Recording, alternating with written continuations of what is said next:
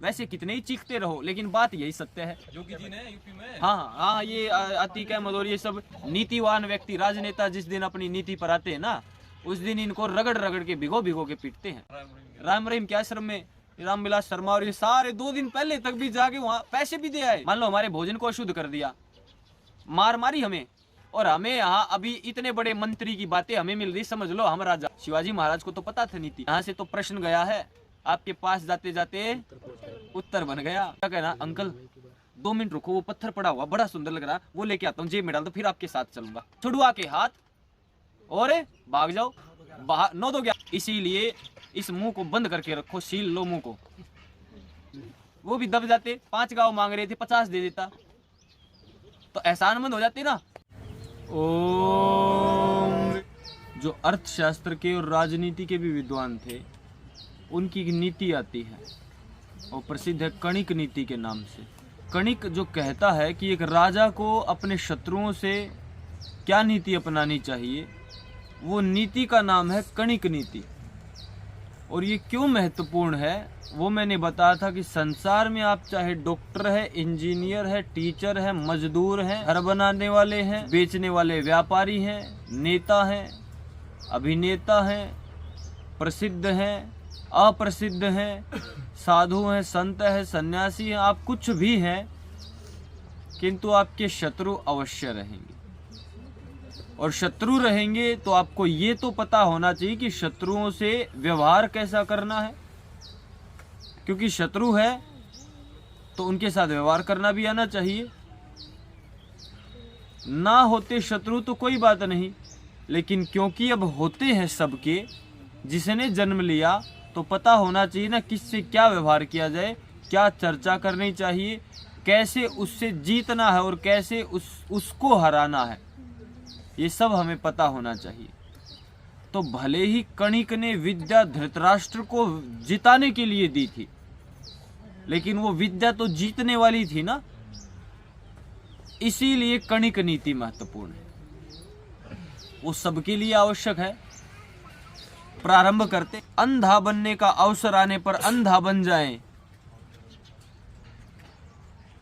अंधः स्यादन अंधवेलायाम बाधिर्यपीमपि चाश्रयेत। अंधा बनने का अवसर आने पर अंधा बन जाएं, अर्थात अपने सामर्थ्य ना हो उस समय शत्रु के दोष देखो ही मत। अब आप बहुत सारे मेरे से प्रश्न करते हो ना कि ये कैसे, इसको कैसे देख नहीं सकते, और मैं आराम से उत्तर दे देता हूँ, फिर क्यों चिंता कर रहे। आप फिर से पूछते हो कि नहीं उत्तर नहीं मिला, क्या किया जाए, तो मैं कहता हूँ अपना सामर्थ्य बढ़ाओ। फिर हम चुप हो जाते क्योंकि सामर्थ्य बढ़ा नहीं सकते, सामर्थ्य है नहीं। यहाँ इन्होंने कह दिया है शास्त्र ने कि अंधा बन जाओ गलत को देखकर भी, क्योंकि अंधे नहीं बनोगे तो वो आएंगे और आपको पीटेंगे। ऐसा होगा कि नहीं होगा, बुद्धिमान जानते हैं ना ये बात सत्य है। वैसे कितने ही चीखते रहो, लेकिन बात यही सत्य है। कह रहे हैं अंधा बनने का अवसर आने पर अंधे बन जाए, भले ही आपके पास आंख हो। अर्थात जब हमारा सामर्थ्य नहीं है तो शत्रु के दोषों को देखो ही मत, ठीक। अन्यथा क्या होगा, आप दुखी रहोगे और शत्रु को पता लग जाएगा कि ये मेरा विरोधी है, क्योंकि ये प्रकट कर रहा ना इसकी क्या विचारधारा, तो वो आपको नहीं छोड़ेगा, क्योंकि वो तो सामर्थ्य वाला है, वो आपको समाप्त कर देगा। उस समय सब ओर से धिक्कार और निंदा मिलने पर भी उसे अनसुनी कर दो। यदि सब अपमान करें, धिक्कारे, हमें खूब उल्टी सीधी बातें सुनाए भी ना, तो भी उसे अनसुनी कर दो। एक कान से सुनी और दूसरे कान से निकाल दी। क्यों?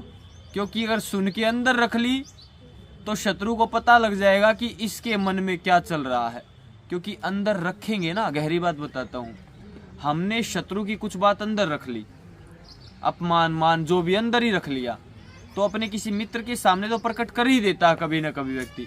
उस मित्र से बात उस शत्रु के पास अपने आप पहुंच जाएगी, और शत्रु को पता चला कि ये मेरा दुश्मन है और कमजोर है, वो नहीं छोड़ेगा आपको। इसीलिए अपने लाभ के लिए कणिक ये नीति दे के गया है, ताकि हम जैसों का अन्य आने वाली, वैसे उसने दी थी ये धृतराष्ट्र को, लेकिन धृतराष्ट्र ने तो लाभ उठाया नहीं, हम ही उठा लेते हैं। ठीक, इसीलिए हम इसको जाने। तो क्या कह रहे हैं, अंधा बनने के समय अंधा बन जाओ और बहरा बनने के समय बहरा बन जाओ। ऐसा दिखा दो जैसे मैं कुछ सुन ही नहीं रहा हूं, मैं कुछ देख ही ना रहा हूं, मैं तो ऐसे मूर्ख हूं। तो शत्रु क्या सोचेगा, बुद्धिमान बड़ा शत्रु, ये मेरा शत्रु नहीं है, ये मेरे लायक नहीं, इस पे ध्यान ही नहीं देता मैं। तो हम पर से उसका ध्यान हट जाएगा और हम अपना काम करते रहेंगे। और यदि ताकतवर शत्रु का ध्यान हम पे आ गया तो कुचल देगा। जैसे हाथी कुचल देता है ना जब गुस्से में होता है, ऐसे हमें कुचल देगा वो, बचेंगे नहीं हम। केवल बच सकते बुद्धि से, इसीलिए परमात्मा ने बुद्धि दी है। तो कणिक ने थोड़ी गहरी बात बता दी है। तो आगे क्या कह रहे हैं, उस समय जब खूब निंदा दुत्कार धिक्कार होता रहे तो भी अनसुनी कर दो, उसकी ओर कान बंद करके बहरा बन जाओ। तो दो बातें महर्षि कणिक ने, दो बातें आचार्य कणिक ने, अर्थशास्त्री राजनीति के विद्वान कही। पहली, सामर्थ्य ना हो तो अंधे बने रहो, और दूसरी, सामर्थ्य ना हो तो बहरे बने रहो। अच्छा, अंधे और बहरे ही बने रहे बस? नहीं, इससे पहले एक बात और बताई कि सामर्थ्य इकट्ठा करो। सामर्थ्य इकट्ठा करने की जो समय है उसमें आप अंधे और बहरे बन जाओ, अन्यथा उस शत्रु को पता लग गया ना इसके अंदर क्या चल रहा है, तो शत्रु कुचल देगा सामर्थ्य बढ़ाने से पहले ही। तो कहते, कोई कहावत भी है ना, भांग के भाड़े। भांग के भाड़े का क्या तात्पर्य था, क्योंकि भांग बिखरी कहीं भी है ना, जंगलों में खेतों में बहुत भांग है, भांग ही भांग है, फ्री में मिल रही है। तो ऐसे बेकार में मर जाना कोई मोल ही नहीं। मैं सदैव कहता आया हूं, फ्री में मरना बुद्धिमान का कार्य नहीं। और ये शरीर जानते हो कब बलिवेदी पर चढ़ाना चाहिए, जब सर्वश्रेष्ठ कीमत लगे ना इस शरीर की, सर्वश्रेष्ठ मूल्य लगे, तब इस शरीर को बलिवेदी पर चढ़ाना चाहिए, नहीं तो इस शरीर की रक्षा करनी चाहिए। सर्वश्रेष्ठ मोल किसका लगा था, उनके शरीर का लगा ना उनको, कि अब इससे अधिक शरीर का मोल लग ही नहीं सकता, अब बलिदान दे सकते हैं शरीर का, तब देना चाहिए, अन्यथा शरीर की हानि नहीं होनी चाहिए। किसी भी कीमत पर इसकी रक्षा करनी चाहिए। किसी भी कीमत का तात्पर्य अभी आगे बताएंगे कि किस कीमत तक बचाना है अपने आप को। आगे क्या कहते हैं, दयान तस्मिन कर्तव्या शरणागत इत्युत, यह मेरी शरण में आया है ऐसा सोच कर किसी शत्रु के प्रति दया नहीं दिखानी चाहिए। आचार्य कणिक धृतराष्ट्र को कह रहे हैं कि अरे तो मेरी शरण में आ गया, अब इसे क्षमा कर देते, ऐसा सोचकर अपने शत्रु पर दया नहीं दिखानी चाहिए। अच्छा, आप सोच रहे ये शत्रु हम क्यों पढ़ रहे, ये बार बार स्मरण दिलवाऊंगा मैं आपको, क्योंकि आपके इस संसार में शत्रु हैं, भले ही आपको जानने अथवा ना जानने। रात्रि को 12 बजे अकेली महिला, अकेली कन्या, कितने शराबी कबाबी आ गए ना शत्रु, आपको जानते नहीं, आप उनको जानते नहीं, शत्रु है कि नहीं है। इसीलिए ये नीति पढ़नी आवश्यक है, छोटे बच्चों को भी पढ़नी आवश्यक है। आगे पुत्र समझ में झोले में डाल ले जाते हैं बच्चों को, शत्रु है कि नहीं। आपने तो किसी का कुछ नहीं बिगाड़ा, लेकिन बच्चों को क्यों उठा ले जाते हैं फिर, क्योंकि बच्चों के भी शत्रु इस संसार में, तो बच्चों को भी नीति पढ़ानी चाहिए, क्योंकि माता पिता तो पढ़ाएंगे नहीं, ये आचार्य पढ़ाएंगे गुरुकुल में। आगे क्या कह रहे हैं, यदि शत्रु मारा ना गया तो उससे सदा भय बना रहता, और फिर वो शत्रु ही आपको मार देगा, नहीं तो किसी दिन। कैसे मार देगा, इससे पहला सूत्र आया था ना, जैसे अग्नि थोड़ा सा ईंधन पाकर पूरे जंगल को नष्ट कर देती है, ऐसे छोटा सा शत्रु भी किसी सहयोगी को पा करके आपको नष्ट कर देगा। और फिर वही उदाहरण, कंधा किसी का, बंदूक किसी की, हम सोचेंगे यही शत्रु है, पता लगे शत्रु तो कोई और ही बैठा है, ये छोटा सा दिख रहा है। जैसे अग्नि हम सोचेंगे इस तिल्ली ने अग्नि, नहीं, तिल्ली ने तो एक बार थोड़ा किया तो उसके आसपास के ईंधन ने प्रज्वलित कर दिया अग्नि को। इस प्रकार से सूत्र बहुत गहरी और महान शिक्षा दे रहे हैं। शत्रु तो है, नीति कौन सी अपनानी है? हन्याद मित्रम दानेन तथा पूर्वापकारिणम हन्यात त्रीन पंच सप्तेति परपक्षस्य सर्वशः। जो सहज शत्रु है ना, ऐसे ही आ जाते हैं बस, सहज शत्रु कोई भी कभी भी बन गया। सहज शत्रु है, उसको मुंह मांगी वस्तु देकर दान द्वारा विश्वास उत्पन्न करके मार डालो। और मारने की व्यवस्था ना हो तो आज वर्तमान में, क्योंकि उस समय भिन्न व्यवस्था थी, उस व्यवस्था को आज के विचार से सोचेंगे तो कुछ और ही विचार आएंगे मूर्खतापूर्ण। आज कुछ और व्यवस्था है। आज की व्यवस्था में क्या करें? धन आदि दान आदि देके दबा दो उसे, उस एहसान। एक रागनी, किसकी रागनी है? मारे से ना बरता वैरी, शान करे से मरा करे।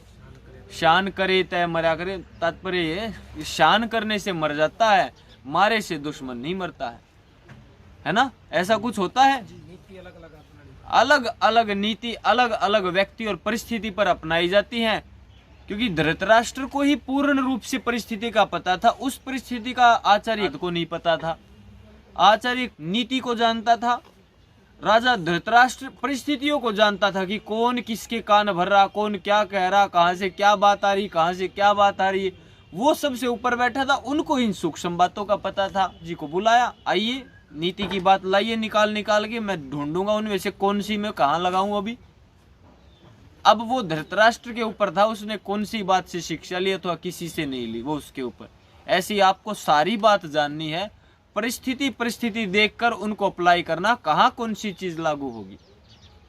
जो सहज शत्रु हैं उनको तो थोड़ा धन देकर, कुछ दान आदि, कुछ अन्य दक्षिणा, कुछ भी जिस भी प्रकार से प्रलोभन दे करके और उनको अपने जिस भी प्रकार से चंगुल में, पिंजरे में फंसाइए और फिर उनको मार डालिए, अर्थात उनको नष्ट कर दीजिए। आज वर्तमान में उनका बल क्षीण कर दीजिए, उनको नष्ट कर दीजिए, उनके आसपास वालों में उनका अपमान करवा, जिस भी प्रकार से एक नीति हो। क्योंकि यदि उसका नष्ट नहीं करोगे आप तो वो आपको नष्ट कर देगा। ठीक है, इसीलिए आपको उन शत्रुओं को नष्ट करना ही पड़ेगा, उनका सामर्थ्य कम करना ही पड़ेगा। नष्ट का तात्पर्य आज के समय में उनकी शक्ति खत्म कर दो, समाप्त कर दो, वो अपने आप नष्ट हो जाएंगे। कैसे? किसी को धन का घमंड है और आपका शत्रु बन गया तो करना क्या है? उसको मारना नहीं है, उसके धन को मार दो, शत्रु अपने आप मर जाएगा। क्योंकि धन बुलवा रहा उसको, धन के कारण वो बलवान है। एक और कहावत नहीं हारे जी, भाई दुश्मन के पुत्र को बिगाड़ दो, आवश्यकता है ना उसने मारेंगे। ये तो वस्तु गांव की और वो सब रहता है, किंतु हाँ इस प्रकार की चीजें भी हैं, ये भी समाज में नीति चलती है। हम नहीं धारण करेंगे तो कोई और धारण कर लेगा। ठीक है, ये ऐसे ही न करवा रखा है, ये तीकर को बिल्कुल धरती में ला दिया। आप मर गए। कौन? योगी जी ने यूपी में। हाँ हाँ हाँ, ये अतीक अहमद और ये सब, इनका मान सम्मान, पैसा, पावर सब छीन लिया, अपने आप नष्ट हो गए, अब हाथ जोड़ के घूम रहे हैं। एकदम सही बात। तो ये तो नीति को जानते हैं, ये जो आर्य बोलते हैं अपने आप को, ये जो हिंदू राष्ट्र बनाए ये बात करते, ये है सारे मूर्ख। ये सब भेड़ बकरियों वाले घूम रहे, एक एक 2-2 लाख जिस जो संख्या दिखाई दे रही ना, ये कुछ नहीं है। इस संख्या को तोड़ना 2 दिन का भी काम नहीं है। जिस दिन नीतिवान व्यक्ति, राजनेता जिस दिन अपनी नीति पर आते हैं ना, उस दिन इनको रगड़ रगड़ के भिगो भिगो के पीटते हैं, और उससे पहले लंबे लेट जाएंगे इनके पैरों में, जैसे अरे वाह। और ये चोड़े कि नेता, मुख्यमंत्री, मंत्री सब आगे मेरे चरणों में। लेकिन पता लगा हुआ था ना राम रहीम के आश्रम में रामविलास शर्मा, और ये सारे 2 दिन पहले तक भी जाके वहां पैसे भी दे आए, घोषणा भी कराए। पता लगा 2 दिन, इनको क्या पता नहीं था कि इसके साथ हम क्या करने वाले। सारे मंत्री संतरी थे उस समय, प्रश्न कर, उसको शंका ही नहीं होने दी, संशय ही नहीं होने दिया कि इसकी बुद्धि में चल क्या रहा है, ये सरकार करना क्या चाहती है। क्या घटेगा? यही तो नीति है। ये प्रत्येक मनुष्य को अपनानी, प्रत्येक आर्य को अपनानी यदि सुख चाहता वो। अन्यथा एक छोटे छोटे अधिकारी, छोटा छोटा को बिजनेसमैन हमें ऐसे पीटते हैं, वो जो मार है ना वो दिखाई नहीं देती उनकी, लेकिन उसका असर अंदर तक होता है। मान लो हमारे भोजन को अशुद्ध कर दिया, मार मारी हमें, लेकिन वो मार वैसे दिखाई नहीं दी, बीमारी के रूप में दिखाई दी, वैसे थप्पड़ नहीं मारे। तो शत्रु है कि नहीं? कैसे जीते? नीति के द्वारा। तो शत्रु को से कैसे व्यवहार करना है, ये कणिक ने किसको समझा था? धृतराष्ट्र को। और हमें यहाँ अभी इतने बड़े मंत्री की बातें हमें मिल रही, समझ लो हम राजा हैं। राजा को आचार्य कणिक शिक्षा दे रहे। बताइए, हम सब अब राजा और आचार्य कणिक हमें समझा रहे हैं। कितनी महान श्रेष्ठ परंपरा के द्वारा हमें शिक्षा प्राप्त करे, सोच के देखिए। तो फिर क्या कह रहे हैं आचार्य कणिक? आपको क्या समझा रहे हैं कि मुंह मांगी वस्तु देकर अथवा दान देकर सहज शत्रु को निपटा दो। आगे कह रहे हैं, इसी प्रकार जो पहले का अपकारी शत्रु हो, पहले किसी से शत्रुता रह रही हो, किसी से पहले दुश्मनी रह रही हो यदि हमारी, और ये बात गहराई से जानना, ऊपर ऊपर से नहीं, ये धारण करने वाली है। यदि पहले किसी से हमारी शत्रुता हो, पहले किसी का कुछ बिगाड़ रखा हो, मान लो मैंने 5 साल पहले किसी को कुछ कह रखी है, उस दृष्टिकोण से देखिए, तथा पीछे सेवक बन गया। पहले तो अपकारी था, हानि करने वाला, मेरा शत्रु था, बाद में मेरे से मित्रता कर ली, अथवा आप ठीक ठीक बोलता है, जैसे कि आपके पास फोन आ जाता है, पुस्तक चाहिए, पहले शत्रुता थी और अब उसके साथ क्या करें? आचार्य कणिक शिक्षा देंगे आपको। आचार्य कणिक, उसे भी जीवित न छोड़े।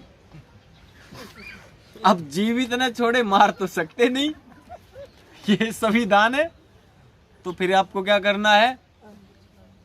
उसको नष्ट करने के लिए तन मन धन से मेहनत करो। किस दिन आपकी पूंछ में आग लगा दे पता नहीं चलेगा, क्योंकि पहले का अपकारी शत्रु है। अब दोबारा आपके पास आ रहा तो कोई ना कोई स्वार्थ है, कोई कारण है, कुछ चाहता है आपसे, आपकी हानि करना चाहता है, आपको नष्ट करना चाहता है, क्योंकि उसकी बुद्धि वही षड्यंत्रकारी। थोड़ी ना 2-4 साल में उसने मोक्ष प्राप्त कर लिया। मनुष्य वही है आज भी, बदलाव कुछ नहीं आया। ये तो हमारी बुद्धि का फेर है कि हमें नीति नहीं पता, हम 2 बात प्रिय बोलते, अरे अरे क्या बात है, तथा अब तो सुधर गया अपना भाई, आज लगाऊंगा तेरे को गले। पता लगा शिवाजी महाराज को ने गले लगाया और पीछे मारने के लिए आया, लेकिन शिवाजी महाराज भी नीति वाले थे, निकाल के चाकू घोंप दिया। नीति वाला ही बच सकता है, जिसको नीति नहीं पता ना वो नष्ट हो जाएगा। शिवाजी महाराज को तो पता था नीति, और बाकी छोटे छोटे देशज राजा थे ना, ये सारे मूर्ख थे, कोई विरोध कर ही नहीं पाया। इतने बड़े बड़े राजपूत नेता हुए जिन्होंने देश पर शासन किया, सारे मुगलों के चरणों में जाकर बैठ जाते थे। लेकिन कुछ महाराणा प्रताप भी हुए, चाहे घास की रोटी का ही गुलामी स्वीकार नहीं की। ये नीतिवान लोग होते हैं। बड़े बड़े पॉलिटिशियन नीति शास्त्र पढ़ते हैं, ये उनको पता है कि जनता 2 दिन में, 4 दिन में, 5 दिन में भाग जाएगी। अभी क्या कह रहे हैं?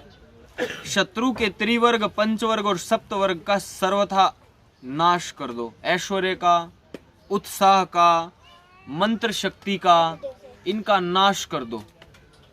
शत्रु का उत्साह नष्ट कर दो, ऐश्वर्य नष्ट कर दो। अभी मैंने कहा था ना, शत्रु के पास धन दौलत है, बड़े बड़े भवन है, तो ये पॉलिटिशियन अभी आदित्यनाथ जी क्या कर रहे हैं? योगी आदित्यनाथ उनके घर घर तोड़ देते हैं, खाते फ्रीज कर देते हैं। गवर्नमेंट ऐसे ही करती है ना, ये तो महाभारत से सीख ले रहे हैं।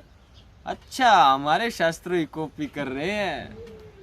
कितने षड्यंत्रकारी है ना, हमारे शास्त्रों की कॉपी करके अपने यहाँ लिख दिया और अब हमारे शास्त्रों को जला रहे। देखो, चोर हैं ये। चोरी करके अपना बना लिया, अब इनको को जला दो, फिर कहेंगे हमारों का तुम पालन कर रहे हो, है कि नहीं चोर? सिखाया हमने, नियम बनाए हमारे, सिखाए से कानून बनाए, क्योंकि पहले ये आया था ना, थोड़ी ना ये आए थे। तो शत्रु का ऐश्वर्य नष्ट कर दो, हमारे शास्त्रों ने कहा, इन तो बाद में लिखा है। उत्साह नष्ट कर दो शत्रु का, शत्रु की जो भी ताकत है, जो भी उसकी सामर्थ्य है, उसको भी समाप्त कर दो, सब छीन लो शत्रु का। इस प्रकार से शत्रु को वश में कर लो। आगे क्या कहते हैं, छिन्ने मूले ह्यधिष्ठाने सर्वे तज्जीविनो हता, छिन्ने मूले वनस्पतो। यदि मूल आधार नष्ट हो जाए तो उसका आश्रय से जीवन धारण करने वाले सभी शत्रु नष्ट हो जाते हैं। गहरी बात बताऊंगा, अभी देखना। यदि वृक्ष की जड़ काट दी जाए तो उसकी शाखाएं कैसे रह सकती हैं? यहां से तो प्रश्न गया है, आपके पास जाते जाते उत्तर बन गया। क्या कह रहे हैं? यदि मूल आधार नष्ट हो जाए शत्रु का, तो उसके आश्रय से, उस आधार के आश्रय से जीवन धारण करने वाले सभी शत्रु स्वतः ही नष्ट हो जाएंगे। मूल आधार का क्या तात्पर्य है? शत्रु की ताकत देखो किसमें है।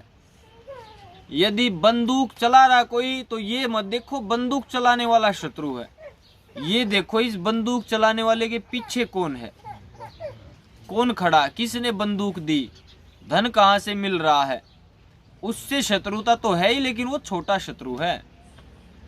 उसके पीछे जो दिखाई नहीं दे रहा ना, इसको तो मार दिया मैंने, भगा दिया, लेकिन जो दिखाई नहीं दिया वो फिर से लाके खड़ा कर देगा, फिर मारा, फिर से लाएगा, अगली बार 2 को भेजेगा, फिर 10 को भेजेगा। जब तक सफल नहीं होगा तब तक भेजता रहेगा। इसीलिए कारण को ढूंढो, कार्य पे मत जाओ। यही योग शास्त्र में शिक्षा प्राप्त की आप लोगों ने। कार्य को देखने का प्रयास मत करो, कारण को ढूंढने का प्रयास करो।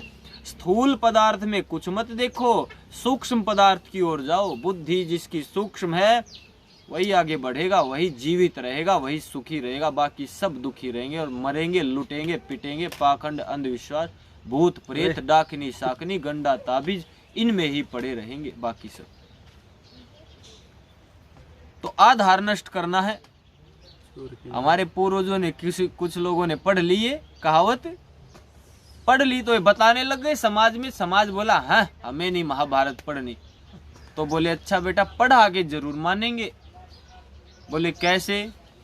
तो इसी को कहावत में ले लिया, आधार नष्ट मूल हो जाए जिसका, चोर को मत मारो, चोर की माँ को मारो। सिखा दी ना महाभारत की शिक्षा, और महाभारत को जला रहे और महाभारत की कहावत बोल रहे। योग दर्शन में था दग्ध बीज, संस्कार दग्ध बीज करना, अस्तु वो भिन्न परिप्रेक्ष्य में है। किंतु ये कहावत जो बनी है हमारे शास्त्रों ने बना दी कि शास्त्र पढ़ नहीं रहे, शास्त्रों गाली दे रहे, लेकिन पढ़ा के मानेंगे, शास्त्र ऐसे नहीं मानेंगे। कहावत बना दी, अब सब प्रयोग कर रहे हैं, महाभारत पढ़ रहे सारे। जिसको पढ़ के शिक्षा ले रहे ना, उसे ही जला रहे, अपनी ही जननी को मार रहे। जिसने दूध पिलाया उसी माँ की हत्या कर रहे। ये वो लोग हैं। ये आचार्य कणिक की शिक्षा कितनी महान है, सोच के देखिए। वहेद मित्रम स्कंदेन यावत काल विपर्ययः ततः प्रत्यागते काले भिन्द्याद घटमिवाश्मनि। जब तक समय बदलकर अपने अनुकूल ना आ जाए ना, उपयुक्त समय ना आ जाए, उचित समय ना आ जाए, कहते ना मेरा टाइम आएगा, अपना टाइम आएगा। जब तक अपना समय ना आ जाए तब तक शत्रु को कंधे पे बिठाकर भी ढोना पड़े तो ढो लो, क्योंकि मेरा समय नहीं है। शत्रु के पास सामर्थ्य है, धन है, सेना है, हथियार हैं, पावर सब प्रकार से है। मेरे पास कुछ नहीं है, तो क्या करो? शत्रु को कंधे पे बिठा के ढो लो। शत्रु को बिठाओ कंधे पर और चलो। परंतु जब अपने अनुकूल समय आ जाए तब उसे उसी प्रकार नष्ट कर दे जैसे घड़े को पत्थर पर पटक कर फोड़ देते हैं।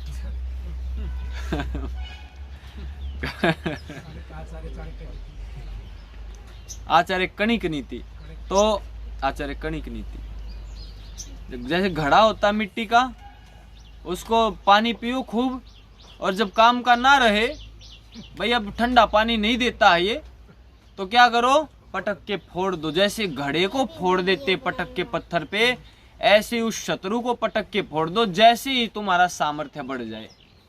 और जब तक सामर्थ्य ना बढ़े तब तक गूंगे बन जाओ रे, बहरे बन जाओ, तब तक शत्रु को कंधे पे ढोटे। अच्छा, कंधे पे धोने का क्या तात्पर्य?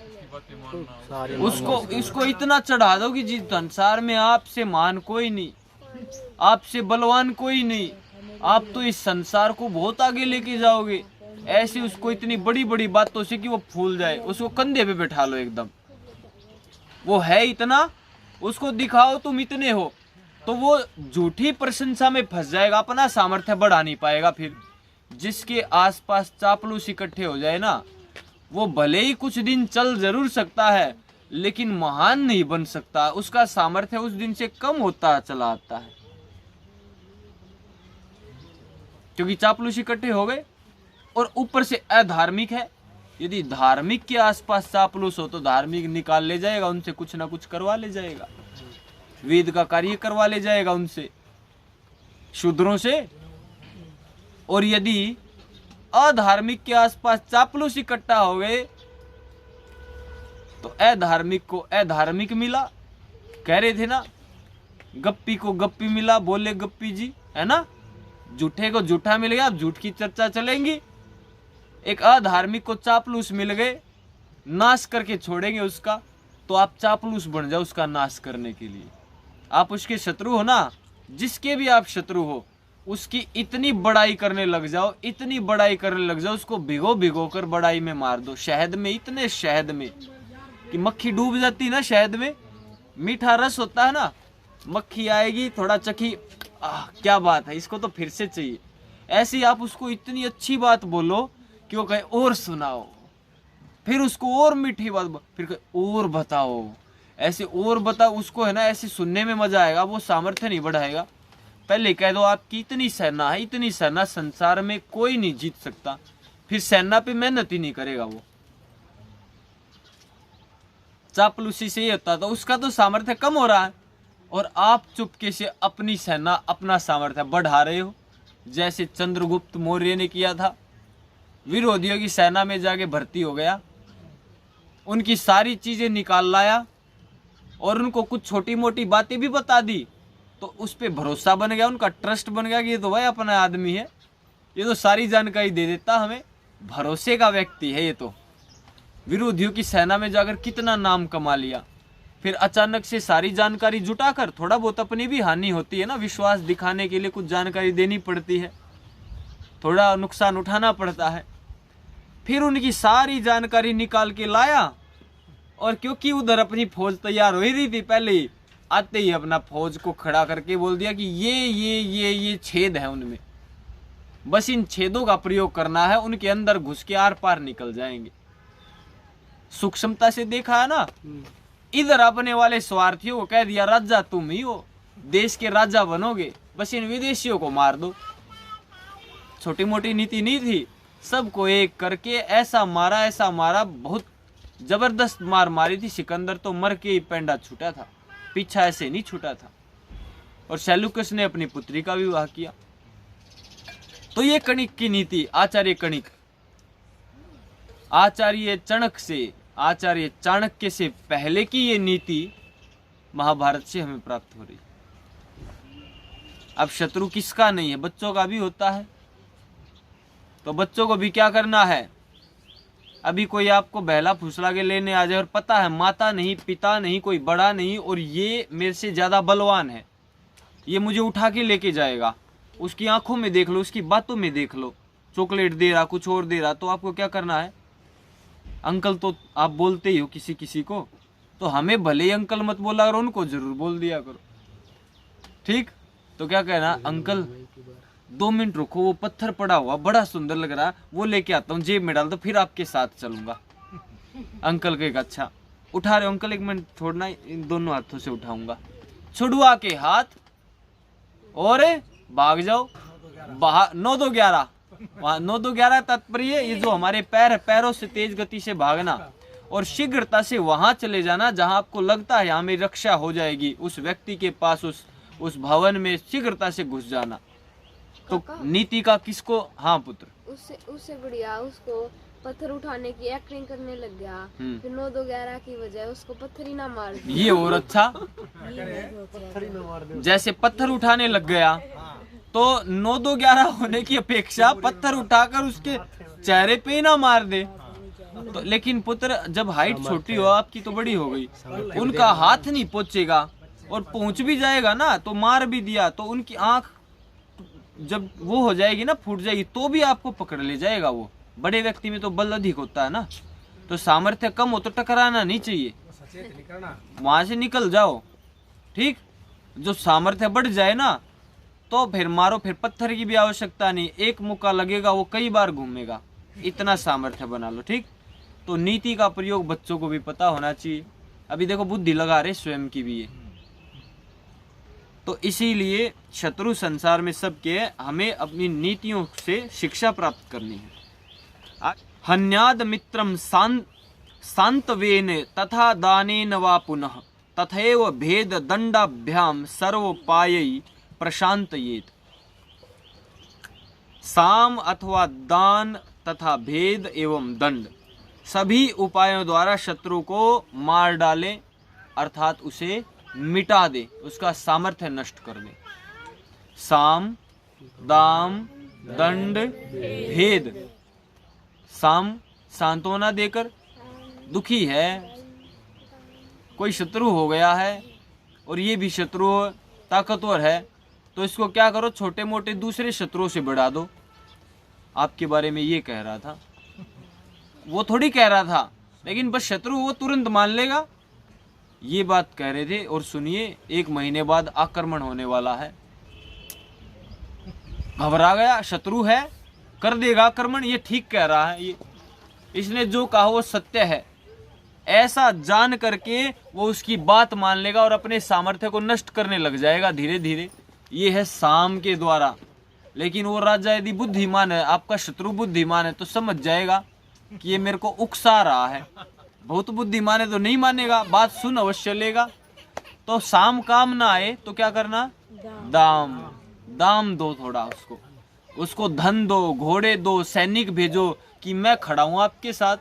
कितनी सेना चाहिए, कितना धन चाहिए, हीरे मोती जवाहरात सब कुछ दे दो उसको। वो सोचे अरे तेरे तो बड़ा बल है, इसी की सेना से हरा दूंगा उसको, मेरी तो आवश्यकता ही नहीं पड़ेगी, मैदान में जाके खड़ा हो जाएगा जब इन्हीं को मारे, फिर है कि नहीं। तो जो साम से ना माने उसको दाम से लुभाओ, प्रयास करो कि ये नाश को प्राप्त हो जाए। और जो साम और दाम दोनों से ना माने, दंड दो फिर अंत में। उसके जितने शत्रु हैं, अभी तो उसको उसके शत्रुओं के प्रति कर रहे थे ना, अब क्या करो, जो उसके शत्रु हैं इसके यहाँ से निकलो, अब उनके शत्रुओं के पास चले जाओ कि ये तो बुद्धिमान बहुत है भाई, ये ना साम से टूट रहा है ना दाम से टूट रहा है। तो जो जो उसके शत्रु है ना, उन सभी शत्रुओं के पास जाके मिल जाओ कि भाई मैं भी शत्रु उसका, तुम भी शत्रु उसके, दोनों मिलके पीटते हैं उसको। ऐसे पीटा नहीं जाएगा क्योंकि बहुत बलवान है। इसको कहते हैं साम, दाम और दंड। फिर दंड दो, और दंड से भी बात ना बने ना कि युद्ध भी लड़ लिया, सब कुछ हो गया, नाश को प्राप्त नहीं हुआ, तो भेद की नीति अपना लो। ये भेद की नीति तो बड़े बड़ों का नाश कर चुकी है। ये ऐसा अचूक शस्त्र है जो कभी खाली नहीं जाता है। वो कौन शास्त्र था, महाभारत में कहते हैं ना, एक बार चला दिया ना वो खाली नहीं जाएगा, वो तो चलने के बाद कुछ ना कुछ हानि करेगा ही। असली ब्रह्मास्त्र फिर क्या, बुद्धि। तो बुद्धि एक बार चल गई तो नाश करके मानेगी, फिर छोड़ेगी नहीं। तो बुद्धि से कैसे नाश करे, भेद की नीति अपना लो। उस अपने उसके शत्रु है ना जो आपका, उसके परिवार में, उसके भाइयों में, उसकी जहां आपको छेद दिखाई दे जाए वहीं फूट के बीज बो दो। जैसे रामायण, विभीषण, जैसे महाभारत, कौन था ये कंधार वाला शकुनी मामा, ये इधर की उधर, उधर की इधर है, प्रसिद्ध है ना। आज तो कोई एक कारण नहीं होता, लेकिन वास्तव में भेद की नीति बहुत खतरनाक है। जहां भेद प्रारंभ हो गया फिर वो नष्ट ही होगा, उसमें बनेगा कुछ नहीं, उन्नति प्राप्त नहीं कर सकता। तो साम दाम दंड भेद, बच सकते हो तो बच लो, ये है नीति। ठीक। अब ये नीति यदि आचार्य कणिक की धृतराष्ट्र मान लेता, दी तो धृतराष्ट्र को थी ना, तो बच जाता या नहीं? पांडवों को ये शत्रु मानते थे कौरव, पांडवों को सबसे पहले सांत्वना देनी चाहिए थी कि भाई आपके साथ गलत हुआ, हम मानते हैं आपके साथ गलत हुआ, अन्याय हुआ, आपका राज्य गलत प्रकार से छीना गया, लेकिन पुत्रों धर्म तो तुमने भी नहीं किया था, जुआ तो तुम भी खेल गए थे। सांत्वना देता, थोड़े अच्छे शब्द बोलता, थोड़ा उनको बताता कि चलो, फिर दाम के द्वारा प्रयास करता कि चलो कुछ राज्य दे देता उनको, आधा राजपाट दे देता, धन संपत्ति कुछ दे देता उनको, तो युद्ध नहीं होता ना। वो भी दब जाते, 5 गांव मांग रहे थे 50 दे देता, तो एहसानमंद हो जाते ना। तो आचार्य कणिक की नीति पांडवों ने नहीं अपनाई, युद्ध कर लिया और आर्यावर्त की इतनी महती हानि हो गई कि अर्जुन को छोटे मोटे कबीलाइयों ने लूट लिया था, बता रहा था ना मैं, इस स्तर पे आ गए थे। तो आचार्य कणिक की ये शिक्षा बहुत महान थी, ये आज हमें माननी कि हमें क्या करना है समाज में। फिर क्या कहते हैं, न विश्वसेद विश्वस्ते, विश्वस्ते नाति विश्वसेत, विश्वासाद भयमुत्पन्नम मूल्यानपि निकृंतति। ये सूत्र वैसा ही है जैसा मैंने बताया था, न विश्वसेत कुमित्रे च मित्रे चापि न विश्वसेत। आचार्य कणिक की बात, बस शब्द ये संस्कृत के विद्वान थे, किसी ने वैसे कहा, किसी ने वैसे। प्रथम आचार्य कणिक ने कहा, आचार्य चाणक्य से पूर्व, जो आपका विश्वास पात्र नहीं है उस पर कभी विश्वास न करें, परंतु जो विश्वास पात्र है उस पर भी अति विश्वास न करें, क्योंकि अति विश्वास से उत्पन्न होने वाला भय राजा का समूलोच्छेद कर डालता है। अति विश्वास से जो भय उत्पन्न होता है, समूल उच्छेद, नाश को प्राप्त हो जाता है राजा। तो जो अति विश्वास करते हैं ना अपने लोग, अपने हमारे, उनका नाश होता ही होता है। गहरी बात तो किसी को भी बता लो, एक ना एक दिन आपकी बात का उपहास करेगा ही करेगा, वो उस पे हंसेगा ही हंसेगा आपकी बात पर। बस पता लगनी चाहिए उसको। इसीलिए इस मुंह को बंद करके रखो, सील लो मुंह को, है ना। जिसने मुंह को सील लिया समझो बहुत ताकत है उसमें। अच्छा, जो कम बोलते हैं ना उनमें वैसे भी बल आ जाता है, और दूसरा व्यक्ति वैसे भी उनसे घबराने लग जाता है कि इसके अंदर क्या चल रहा पता नहीं है, बोलता ही नहीं। मजाक भी कम करते हैं ऐसे मनुष्य के साथ जो कम बोलता है, आपस में करते रहेंगे। ऐसे मनुष्य के साथ मजाक बहुत कम करेंगे कि उस पे 2 बातें मार के हंसने लग गए, बहुत कम करते हैं ना। कम बोलने के इतने लाभ हैं कि आप गिन नहीं सकते हो, बल बढ़ जाता हमारा। शत्रु आक्रमण करना चाहता हो ना तो भी रुक जाता है। मेरी एक स्मृति में गांव की घटना है, वो मेरे परदादा बताते हैं कि वो घबराते नहीं थे और बोलते बहुत कम थे, और शत्रु बहुत थे गांव में। अपने खेत से अपने काम से काम रखते थे, तो जमीन कब्जाने के लिए किसी और का बड़ा परिवार हो गया और वो छोटे मोटों की नहीं कब्जा लेते, तो कब्जाने के लिए इस प्रकार से आते। और ये 2 भाई थे केवल, और उन्होंने कह दिया आज रात को इनका काम बांधना है। जैसे लड़ाई हो गई तो बोला आगे दिखाइयो, रात को तुम पानी दे के दिखाइयो। और ये दोनों भाई पानी देने चले गए, दे दाके पानी खेत में ही सो भी गए। और वो चारों ओर खेतों में छुपे हुए, और कम से भी कम 30-40 मनुष्य थे, तो प्रसिद्ध जैसे बता रहा हूँ, और हथियार भी थे, लेकिन हिम्मत नहीं जुटा पाए कि इनको मार दे। सोचा कुछ तो बात है, इतने मूर्ख तो कोई भी नहीं होता दुनिया में कि आके अकेले सो गए और कोई कस्सी भी नहीं रखी साथ में कि कभी हम आक्रमण करने चले जाए, उल्टा आपके अपने ऊपर आ जाए। कुछ तो बात है। बात क्या थी? कुछ नहीं, चले जाते तो मार दे दोनों को। वो सो गए ऐसे ही। अब वो घबरा गए, बेकार में डर गए, क्योंकि वो ज्यादा बोलते नहीं थे, बताते नहीं थे, अथवा इशारों से दिखा देते हो। क्या पता कौन व्यक्ति किस समय कैसे दूसरे की भावनाओं के साथ खिलवाड़ कर जाता है, कैसे उसके अंदर भय उत्पन्न कर देता, पता नहीं चलता है। ये आचार्यों की नीति, ये आचार्य कणिक की नीति बहुत महान है। ये सूत्र जीवन को उन्नत कर सकते, हमारी रक्षा कर सकते, परिवार, समाज, राष्ट्र की। बहुत ढोंग अंधविश्वास पाखंड पढ़ लिया, हम जानते हैं, सारी व्यवस्थाएं देख ली, बार बार चर्चा नहीं करनी, समाधान पर मेहनत करनी। ये है समाधान। बैठकर कभी हमारे में से किसी ने भी, कल संगठन के विषय में चर्चा चल रही थी, हुई ही नहीं चर्चा। मैं बड़ा उत्साह में आ गया था कि कुछ होगा, संगठन के बारे में कह रहे हैं तो कुछ महान चर्चाएं चलेंगी, कुछ होगा। अंत में बहुत सामान्य सी बातें हमने कह दी जो सबको पता है कि विवाह में चल रहा है, भोजन ऐसा है, शास्त्र ऐसे हैं, पाखंड ऐसे, ढोंग ऐसा है। मैं भी जानता हूँ, आप भी जानते हो, कभी कभी मैं भी कर देता हूँ, आप भी कर देते हो, समय व्यर्थ सब कर देते हैं कभी कभी। किंतु चर्चा करने की बात तो ये है, ये कणिक को पढ़ो, कणिक पे कि ये वाली बात आचार्य कणिक ने कही थी। अगले 1 वर्ष तक इस बात पे मेहनत करें मिलके संगठन वाले। वो कहेगा नहीं भाई, ये आचार्य चाणक्य ने कही थी, अगले 1 वर्ष इस पे चर्चा करें, ये वाली अपनाएं। नहीं भाई, शत्रु ये है, ये वाली बात फिट बैठती इस परिस्थिति पर, इसलिए इस पे चर्चा करते हैं। जो उनसी फिट बैठे उसको नियम बना के उस पे मोहर मार के और मेहनत कर दो, तब सफलता है। समाधान तो ऐसे होते हैं। बाकी तो मैं कहावत नहीं कहना चाहता, लेकिन बोलते रहो और कोई फायदा नहीं, कोई लाभ नहीं। समाधान पे जो जाता है वही संसार में कुछ प्राप्त करता है। तो जो समस्याओं पे ही बोलता रहता है, जहां गया वहां वही समस्याएं। 1 घंटे की प्रतिदिन मीटिंग ले लेते हैं, हिंदू राष्ट्र बनाएंगे, हजारों लाखों संगठन है जी, लेकिन हिंदू राष्ट्र नहीं बनता। पता है क्यों? सारे उस समस्याओं पर ही चर्चा कर लेते हैं। अपना ज्ञान झाड़ना, मुझे कोई कहानी बताएगा, कोई घटना बताएगा, कोई कुछ बताएगा, कोई कम बताएगा, उससे समय व्यर्थ हो जाता। फिर उसने बताया तो मैं भी बताऊंगा, मैं क्यों पीछे रहूं? उसने बताया तो मैं भी बोलूंगा। 2-3 घंटे मीटिंगों के ऐसे व्यर्थ हो जाते हैं।